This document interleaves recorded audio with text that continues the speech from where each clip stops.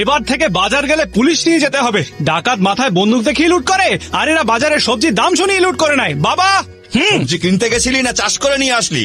সব তোমার দোষ। তুমি সকালবেলা কি বললে? কি বলেছিলাম আমি? আমি বললাম বেড়াল রাস্তা কেটেছে, বাবা আমি একটু দাঁড়িয়ে বেরোচ্ছি, ঠিক আছে? হ্যাঁ। তুমি কি বললে? কি বলেছিলাম বল? তুমি বললে এসব অন্ধবিশ্বাস, পয়া অপয়া, আমি এসব কিচ্ছু মানি না। যেই বাড়ির বাইরে বেরোলাম টায়ার পাংচার হয়ে গেল। রাস্তার ভিড়, ট্রাফিক জ্যাম, সোয়াহা। লেমন রাইস তৈরি হয়ে গেছে, এবার কি করব? হিং দিয়েছিলে?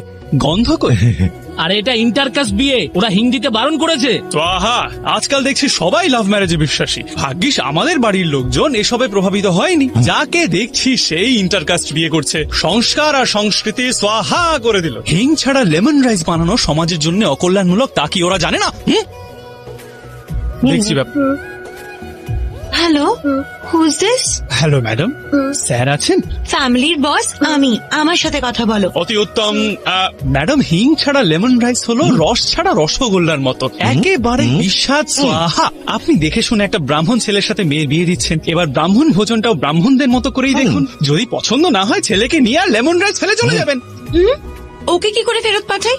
আমরা ঠাকুর আর ওরা ভেঙ্কট ব্রাহ্মণ, ওদের বাড়িতে ঘর জামাই হওয়ার রীতি নেই। জানি না আমার মেয়েটা কিরম করে থাকবে ওখানে। কি বললেন ম্যাডাম? ছেলের নাম ভেঙ্কট? আপনি চিন্তা করবেন না ম্যাডাম, আপনার সব চিন্তার সোয়াহা। আপনার মেয়েকে মাথায় তুলে রাখবে, উঠতে বলে উঠবে, বসতে বলে বসবে। এত বড় বাড়ি, আপনি গোটা দেশে এত ভালো ছেলে আর পাবেন না ম্যাডাম। আমার কথা মিলিয়ে নেবেন।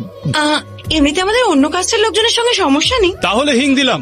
এই সব সময় মেয়ের মাকে কনফিডেন্সে রাখতে হয়, তাতে আর কন্ট্রোভার্সি হবে না। ইন্টারকাস্ট ম্যারেজের ব্যাপারে আমি তোদের চেয়ে অনেক বেশি জানি, বুঝলি ব্যাপারটা?